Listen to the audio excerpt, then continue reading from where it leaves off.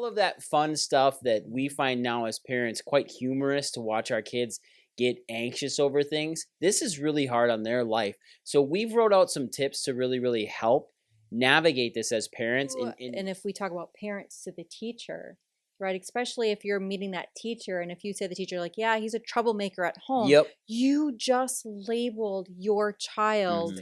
Now, another thought I had was creating a picture book for your child. So getting your teacher again, or you going in and taking a picture of their classroom, taking a picture of the hallways, creating familiarity. Bathrooms is a big one. I just had a flashback to fourth grade. Like that was a pivotal going from third grade to fourth grade in my school. And my teacher over summer break, like we got a postcard from her. Yeah. And so it's kind of like, oh, I'm excited to meet this teacher. And getting them back into the swing of playing at school. Go there 2 or 3 nights a week and just let them swing. Let them slide. Let them get used to being back on those school grounds. Would you?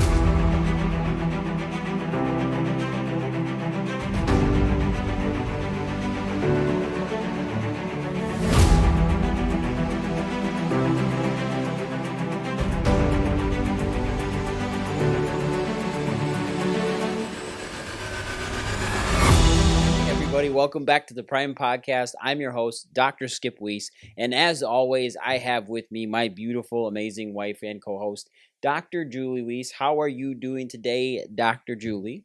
I am great. Yeah, you're always doing pretty good. Always doing great. I like your shirt today. Thanks, we match. Yes, we do. Got the Spine Project t-shirts on today. Just coming off of our Spine Project golf outing. Absolutely fabulous day. And that spine project of ours is just incredible. We absolutely love our spine project. Dr. Julie, why do we have the spine project?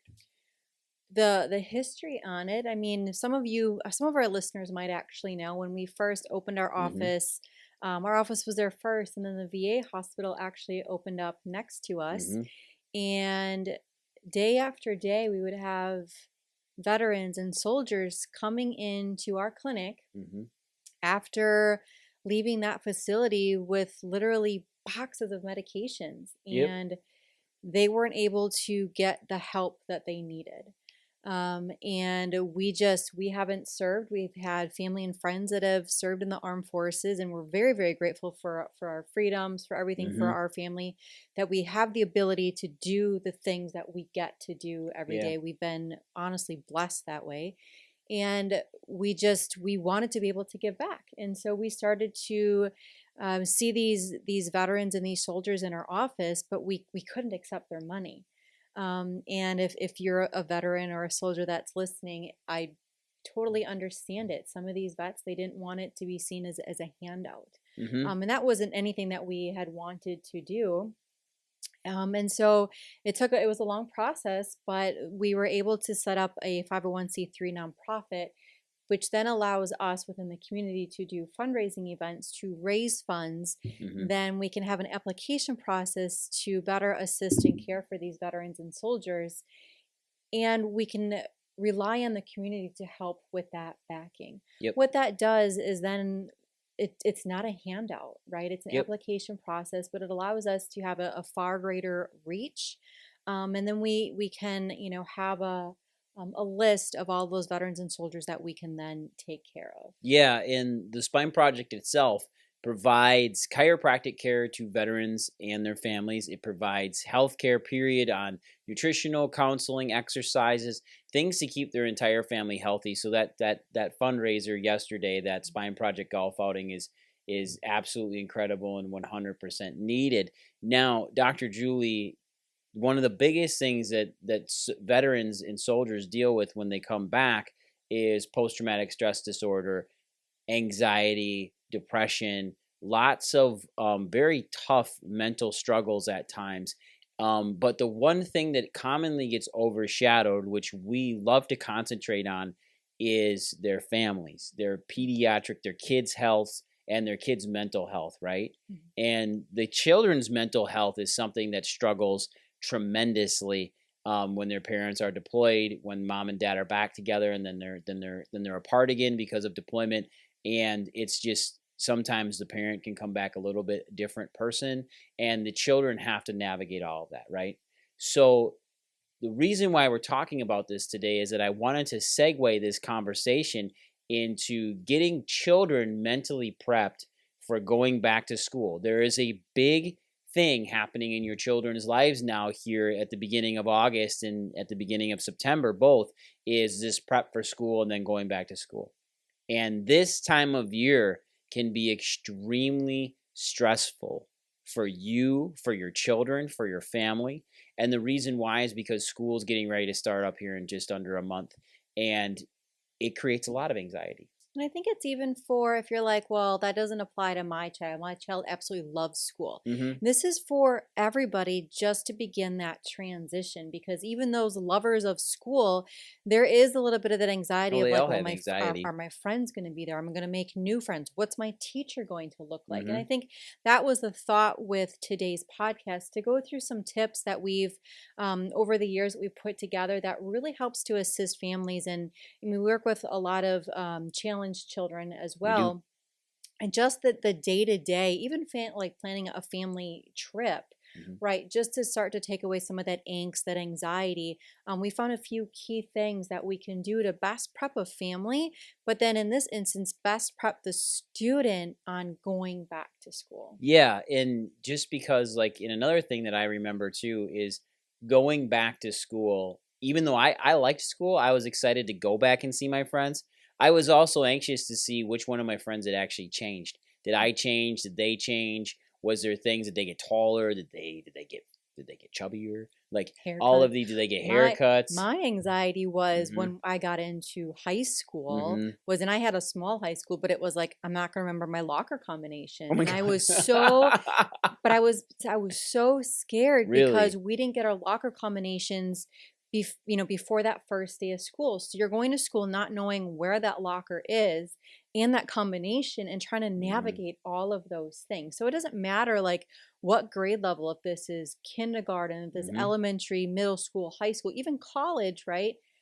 So hopefully we can put together some tips for everybody today to make this transition back. And even like, older learners, right? If you're a young adult or an adult going back to school, right? There's all some anxiety that can come up. What if one of them old flames from last year is around? Like, that's a big deal too, as a little boy. Summer heartbreak. Thinking about, is cute Kim gonna be there this year? Or like that's those little heart sexy throbs. Lexi. Sexy, not as a kid, Dr. Julie. I did think sexy Lexi, but you're the one that said it. So all of that fun stuff that we find now as parents quite humorous to watch our kids get anxious over things, this is really hard on their life. So we've wrote out some tips to really, really help navigate this as parents, and honestly hold some space for what our kids are actually feeling, because we felt the exact same way. And so let's talk about the first thing that I have on my list, Dr. Julie, and that is actually learning how to drop the labels on our kids, especially when they start getting back into school over the summer. And what I mean by this is, labeling your child as anxious, shy.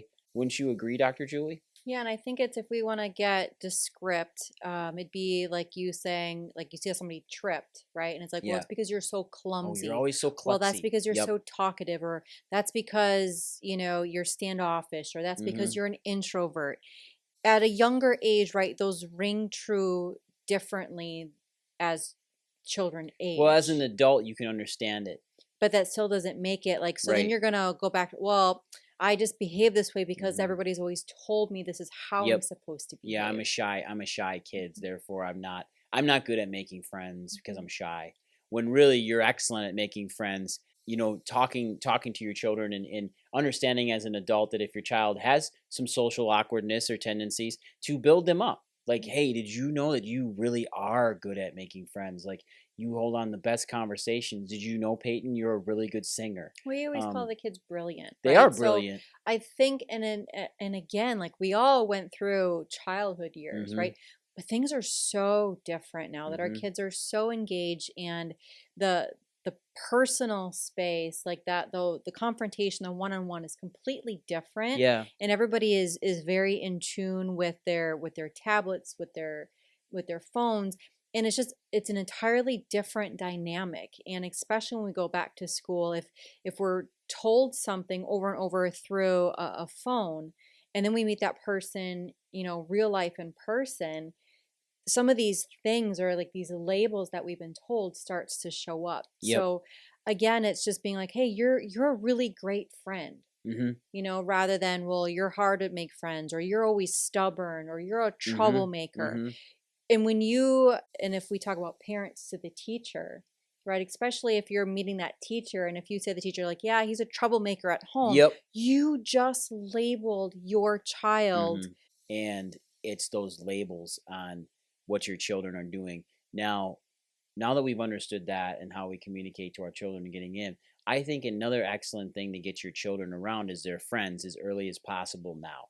Because if you think about it, June through July, you are seeing their friends, but you may not be at all. Like everybody's traveling, everybody's moving around, everybody's getting in all of their holiday stuff, and now they came off of 4th of July, and like August kind of brings up a lull in time with parents. It's kind of like what people will label as the dog days of summer. And the reason why is because they don't know what to do with their kids. So get the kids involved with their friends right away this month.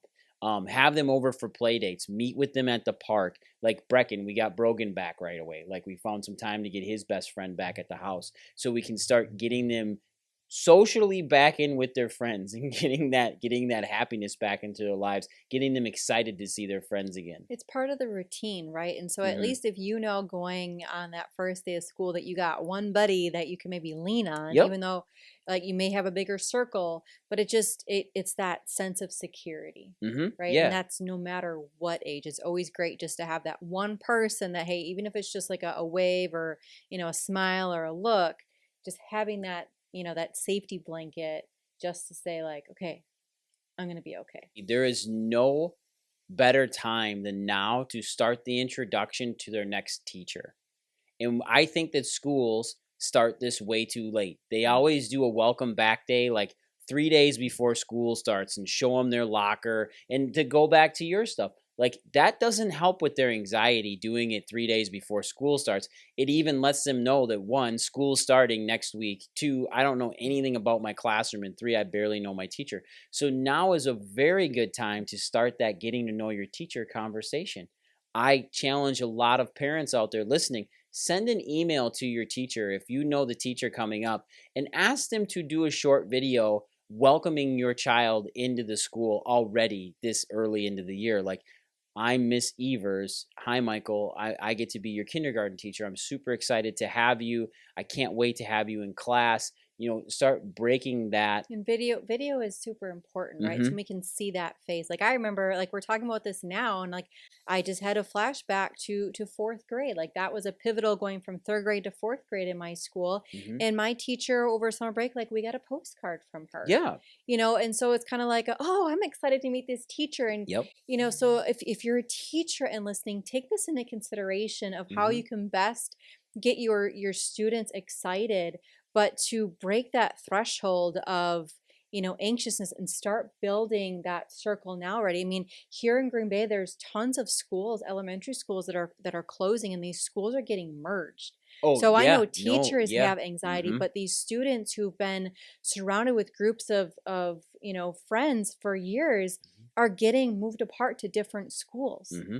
Mm-hmm. Yeah, So they're this is more restructuring. important than ever that, if you're the school, like give a tour of the school, have a film, like go in with your camera Mm-hmm. and video record, just to be able to help your students have that better transition. Yeah, and also I think getting your child reintroduced to the school, even from an outside perspective. So I have kind of an out of the box idea, but get your children back to school now, playing on the playground.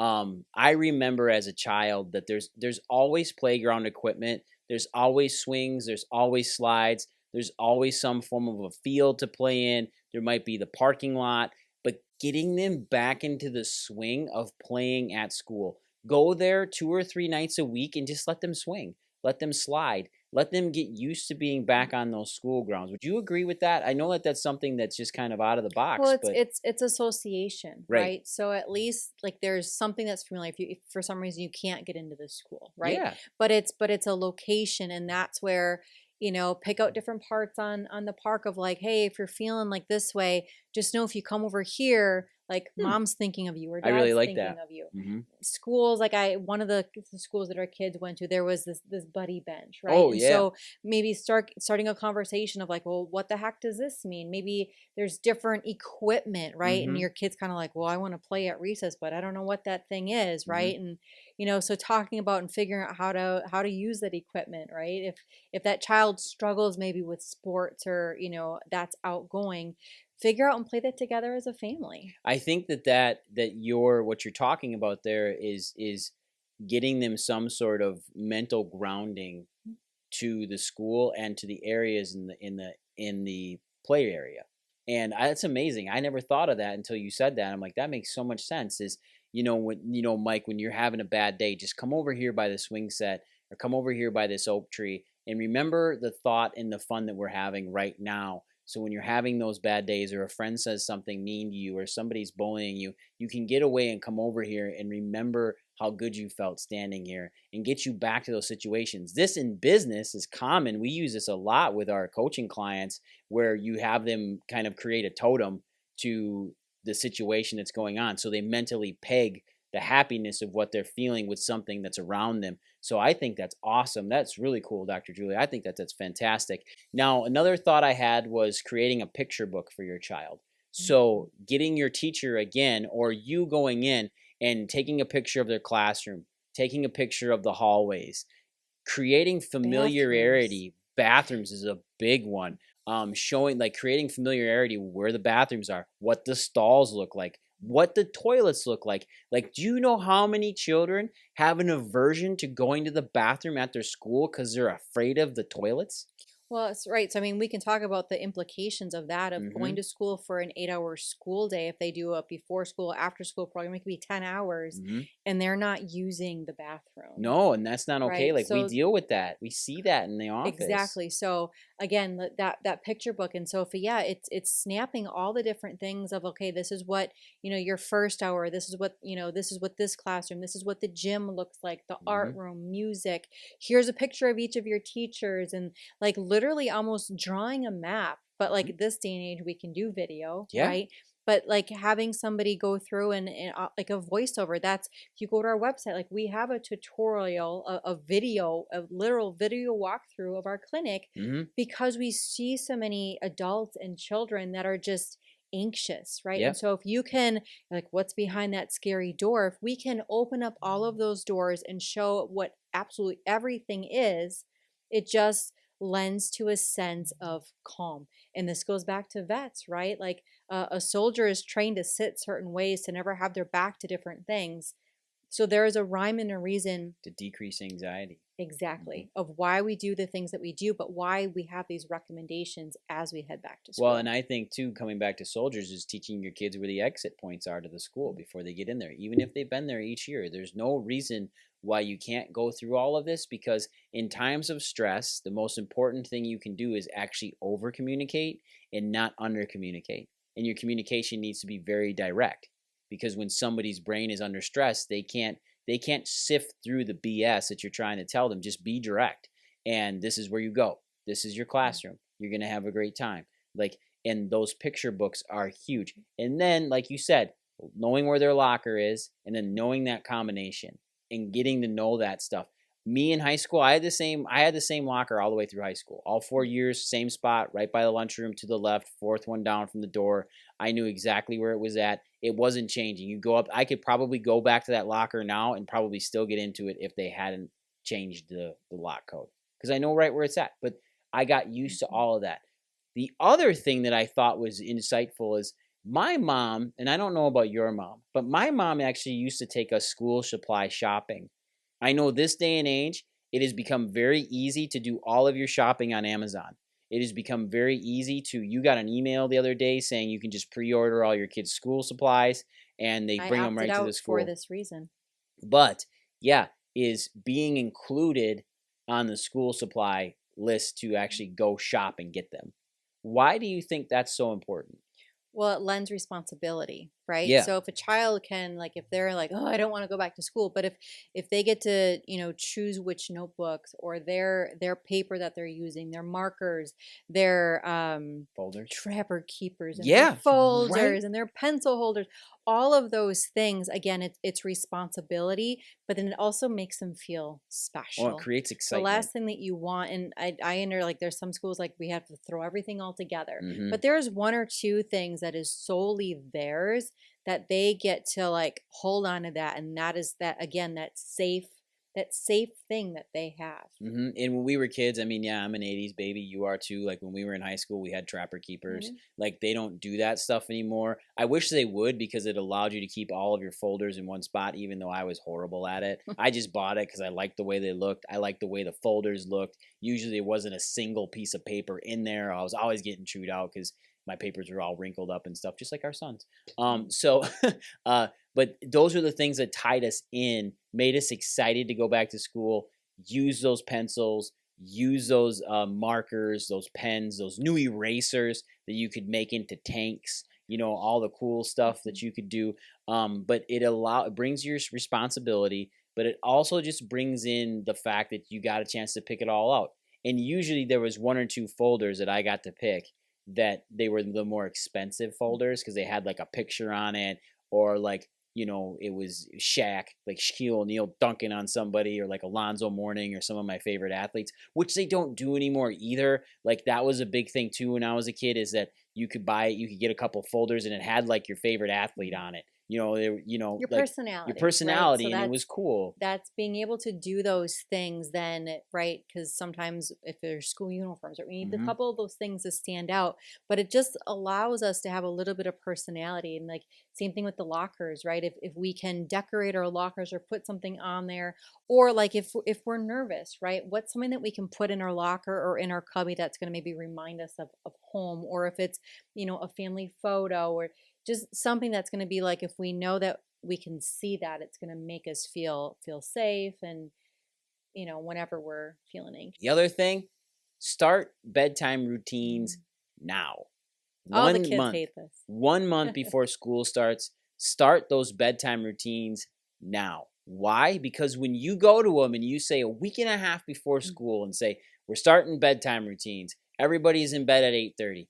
Well, you just cause massive anxiety again, because now the countdown's on that they're going back to school. So start it now. You're a month out. Hey guys, I know you've been going to bed at 10 o'clock every night, but we're going to start getting ready for bed now at 9. And if they say why, you can easily say, hey, the sun's going down earlier in the night. That's when we're going to start going to bed, because the longest day of the year already happened. So we can now start getting things back into run with the sunset, and back into them getting back into normal school routines, without creating tons of anxiety with them saying, oh crap, I go back to school in a week. And then they start the stomach aches, and they start the headaches, and they start the over communication because they're nervous, and they start all the tics coming back. And the reason why is because we're creating anxiety, because we're trying to do things too late. So starting that early bedtime routine, every child should be in bed by 9 o'clock at the absolute latest, lights out. I don't even care if they're 18. I was gonna say, we should, like, a podcast that we should really Mm-hmm. do is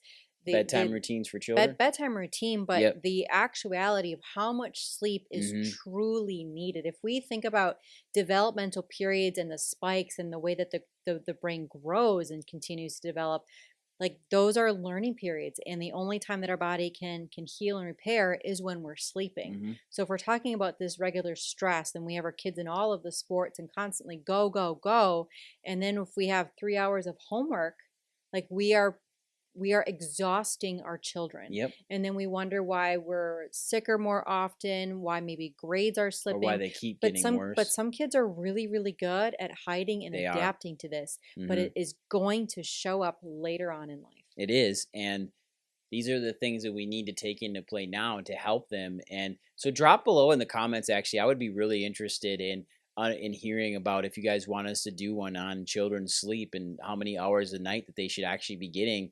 and how that affects them throughout the day. Like, we would love to do that podcast for you. We can easily do that. We have sleep podcasts previous to this, but those ones would be super beneficial. So drop it below and let us know. We'd love to give you more information on it if we can.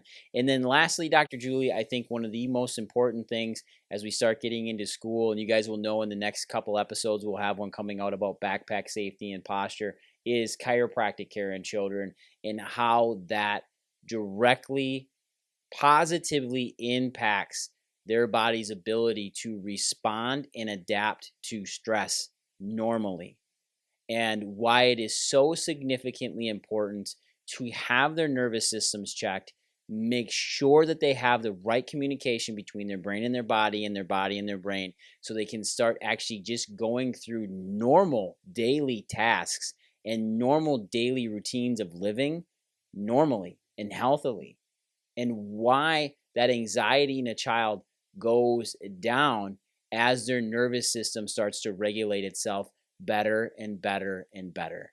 And chiropractic care is the absolute key to all of this. It is the only form of healthcare and profession that directly looks at and eliminates nervous system interference. And it's incredibly amazing at it.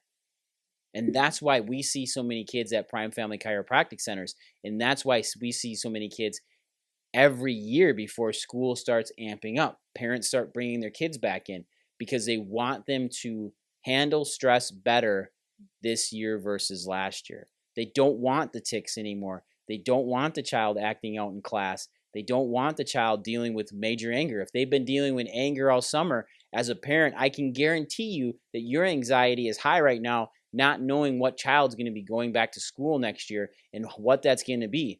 Is it going to be a celebration and a lot of fun on the first day? Or is it going to be a flat out meltdown, breakdown in your van or car because they don't want to get out of the car? They don't want to go back to school. They don't want to go back to the place that they think is a horrible place to be at. So these are all things that chiropractic will help them with because it allows their body to just stay calm on the inside, which then leads to it adapting properly to the uncalm world that we live in. I think it's so incredibly important and vital. Important. It's what we do. And that's why it drives us with the Spine Project as well, is to help these vets, help these kids out, help their families out. So if you need more information on the Spine Project, where can people go, Dr. Julie? Go to thespineproject.org. I'm always looking for volunteers. Yep. We're always looking for fundraising and sponsors. Donations as well. Donations, Always. absolutely. We need your help. $10 a month, massive impact to these vets and their families. So reach out to us. Go directly to thespineproject.org, O-R-G, and learn about areas and ways you can donate. So, guys, I hope you guys really enjoyed this one. Give us a subscribe, give us a follow, share this to as many people as you possibly can, because Dr. Julie and I, we're on a mission to get this information out to as many people worldwide as we possibly can and start positively affect children's healthcare worldwide. So take care, everybody. I hope you have a wonderful day. Go out there, get it done. Bye, everyone.